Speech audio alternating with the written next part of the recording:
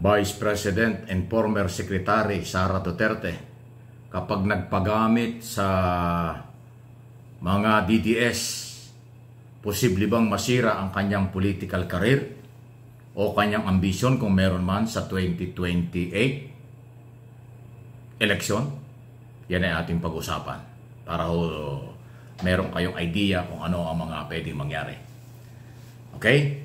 Ngayon po kasi yung mga DDS vlogger, atat na atat sila, excited sila masyado dahil si Sara ay wala na sa gabinete ni Pangulong Marcos.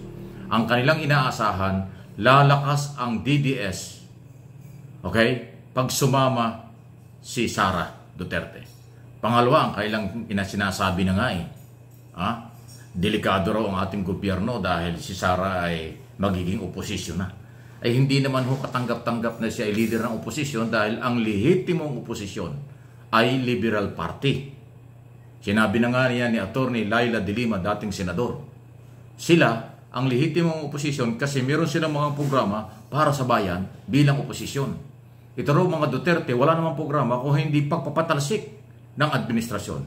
Pagpapabagsak lang kay Pangulong Marcos. So hindi yan agenda ng oposisyon. Ang tunay na oposisyon ayon kay de Lima, merong national agenda para sa kabutihan ng bayan. Hindi pagpapatalsik lang ng Pangulo. O yan. Kaya debate po. Lalo pong iinit ang kampo ng mga Duterte at Liberal Party, lehitimong oposisyon, pagka inagaw sa kanila o nagpakilala sila na oposisyon. At dahil dyan, yan po kasi ang sinasabi. Harry Roque, Panelo at iba pang mga abogado nila at DDS supporters, nalalakas sila dahil si Sara ay sasama na. Wala naman pong sinasabi until now si Sara Duterte, Vice President, kung saan at ano ang kanyang posisyon. Ako, ang akin pong analysis at opinion, pag si Sara ay naging anti-Marcos o lumaban kay Pangulong Marcos at kumampi siya sa mga nagpapabagsak sa ating Pangulo, apektado ang kanyang plano kung meron man sa 2028. Kasi hindi na po ganong kalakas. Mahina na po yung mga DDS. Galit na ang tao sa sobrang pamumulitika. Mas gusto ng taong bayan magtulungan. Gusto ng taong bayan tulungan si Pangulong Marcos kaysa sa siraan. Kaya nga yung mga anti-Marcos na 2 taon na bumabatikos, hindi nga sila dumadami. Paliit pa ng paliit eh. Di ba? Hindi naman pwedeng pag malaki yung mga member ni Kibuloy, iba naman ang layo ni nun. Hindi lang basta pagpapabagsak sa gobyerno, kung hindi ang kanilang paniniwala ay mawawala at hindi dapat kasuhan si Kibuloy. May kaso na nga may warrant of arrest na nga So, yung grupo ni Kibuloy, pag dinugtong pa sa politika, lalo na kawindang-windang sila. Pero gamit na gamit ng mga DDS kasi, yun lang ang meron tao. Pero kahit na kakaunti, may tao pa rin sila. Pero sa totoo lang, hindi sila ganong kalaki. Kaya pag itong si Vice President Sara ay sumama at naging kalaban na ng ating gobyerno, diyan na ho sila matatauhan. Iba ang dating yan. Lalong magagalit. Kung mayroon pang natitira na mga followers ang mga Duterte, okay? Aalis yan pagka naging oposisyon si Sara.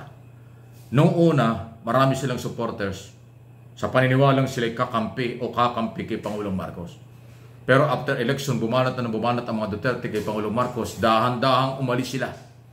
Yung sumuporta kay Vice President Sara ng eleksyon, dahan-dahan silang umalis. Ayaw na nila sa mga Duterte dahil brutal ang mga sinasabi ng mga Duterte laban kay Pangulong Marcos. Kaya yung mga talagang sumusuporta sa ating administrasyon, nadadagdagan pa. Dahil yung mga supporters ng kabila, lumilipat na. Kaya pag si Vice President Duterte ay lumantad at nagpakilalang siya ay sasali sa DDS, ay tandaan nyo, mag-iiba yan. Hindi yan makakatulong sa kanya. Pero alam kong siya ay inuurot, siya ay kinukumbinsi, siya ay hinihintay ng mga DDS. Dahil yung purpose ng DDS, magpalakas sila. Ramdam na nilang mahina na sila Hindi na makasabay si dating Pangulong Duterte sa kailang galaw kasi nga may edad na, pasintabi na, may edad na dating Pangulo. Hindi na nga maka-attend sa mga rally, madalas daw, may sakit. So, ang inaasahan nila ay itong batang Duterte. Pero, pag ginawa niya yan, malaking sakripisyo at malaking kasiraan ni Sara kapag siya ay naging aktibo, kung sakali, nalabanan niya siraan si Pangulong Marcos. Yan po yan. Lalong magagalit ang Marcos loyalists. Lalong magagalit ang Marcos supporters. At maging yung silent majority, magagalit na rin sa kanya. Dahil wala namang nakitang magandang agenda ang mga DDS. Wala namang nakitang para sa taong bayan talaga ang kanilang pinaglalaban. Gusto lang nila palitan si Pangulong Marcos sa kanilang pagkukumbinsi sa taong bayan, sa kanilang paninira para makumbinsi nila, mapaniwala nila ang mamamayan. Pero sa loob ng halos 2 taon, wala namang ganung persa. Lumiliit pa sila. At yung mga nagsasalita sa kanilang mga rally, sa mga press conference, lahat yun, mga politiko. Operation pakilala lang yan. Gustong kumandidato sa 2025. O paano naman kayo sasama dun? Yung interest nila pampolitika, yung interest lang magkaroon ng posisyon, ginagamit lang po yung mga Duterte. Kaya kawawa rin itong mga Duterte, gamit na gamit. Ewan ko kung ramdam na yan ni dating Pangulong Duterte at ni Sara Duterte, kung na sila'y gamit na may mga political interest na mga sumasama sa kanila for 2025, next year election, ma-local o national. Sa local, wala.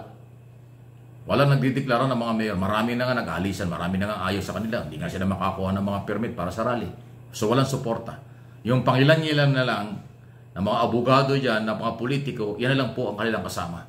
Pero galit na rin ang mga tao sa kanila kasi nga mga personal. Basta ang pagtalakay sa mga issue personal, wasak ang kredibilidad dyan. Wala ho yung kapanipaniwala. Kasi yung quality ng issue, quality ng kanilang ipinaglalaban, nasisira pag hinaluan ng personal. Kadalasan personal ng issue. Yun ba namang adik ang Pangulo, bangag ang Pangulo, mahina ang Pangulo, bumaba ka na dyan, Mr. President, papalitan ka na namin. Bang gano'n? Ano yun? Ano yan? Upuan? Umalis ka dyan, uupo na ako? Hindi. May mandate yan. 31.5 million ang bumoto dyan. Under 1987 Constitution at political exercise. Dineclare yan, panalo at siya talaga ang Pangulo. Paano mo aalisin yan? Mababago lang yan sa ilalim ng ating batas pag nag-eleksyon sa 2028. Tapos ang kanyang term. Pero sa ngayon, hanggang 2028, malabo. Tandaan nyo sinasabi ko, hindi makakakuha ng malaking suporta ang mga galit sa mga Marcos o nagpapabagsak sa Marcos para palitan yan. Kasi nakikita nila, walang holiday, kahit weekend, nagbibiyahe sa mga probinsya ang ating Pangulo, inilalapit at binababa niya sa level ng barangay at bukid ang pagsiservisyo sa bayan. Ayuda kaliwat kanan, proyekto kaliwat kanan, pagtulong sa mga lokal, sa mga farmers, 6 million pabahay program, 1 million land title para magkaroon ng sariling lupa ang mga farmers, pagbibigay ng ayuda sa mga senior citizen, mga disabled person, mga nangangailangan ng pera dahil apektado ng El Nino, apektado ng kalamidad at iba pang problema. Hanggang barangay yan. Paano, di ba? Ay yung mga anti-Marcos, anong programa nila? Wala. Pure paninira lang.